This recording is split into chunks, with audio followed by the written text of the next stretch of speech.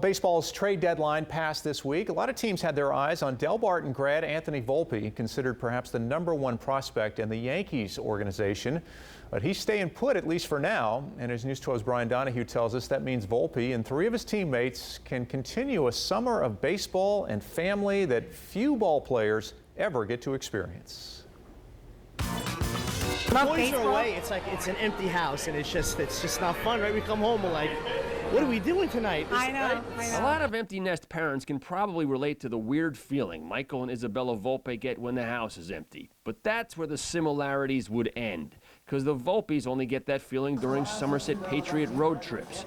They're sharing their Watchung home this summer with 4 potential future New York Yankees playing with the team's local AA affiliate. The shortstop, #7, Anthony Volpe.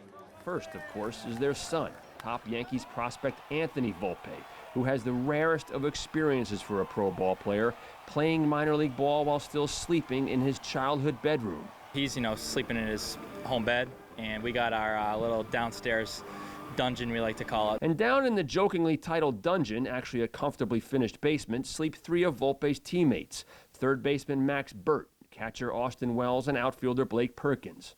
It's been a lot of fun. The guys, I think they really like it. They like a lot of the food, they like the golf courses that I've been taking them to. So. The Volpe household is a beehive of extended family comings and goings. Mom Isabella is one of 7. We always have a full house. Like our house is kind of like the party house on the weekends. Anyone can come. Actually, whenever we vacation, people would just come to my house. Like my brothers and sisters were like, yeah, use the house, use the pool. What they do? Throw in ball players from Arizona, Massachusetts, and Nevada, and you have the script of a sitcom too far-fetched and heartwarming for fiction. I usually live alone, so you're right. I'm not used to it, but after a week or so, it's a great family atmosphere. The life of a minor league ball player is famously one of lonely days on the road, but these guys are getting a heavy dose of big Jersey family love. I leave tickets for his family most of the time.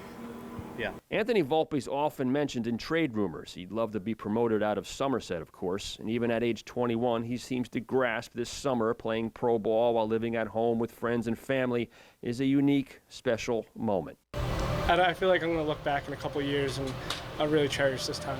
But in all my conversations with these guys, one thing kept coming up: the food. I'm going to give Tita Jazz a shout out right now. Tita Jazz, Isabella Volpe's cousin Jasmine. Tita's a Filipino word for aunt, who keeps the crew fueled with heaps of homemade Filipino food. And never have to worry about having to find a meal. She's there. She's an all-time cook, all-time person, so big fan of her cooking. And even with their house bursting at the seams, the Volpes still found it in their hearts to invite one more guest. How can I get some of Tita Jazz's food? Come on over. I'm Brian Donahue. That's Positively New Jersey. As for the team, they're in the middle of a 5-game minor league Subway Series right now as they're playing the Mets AA team from Binghamton, New York.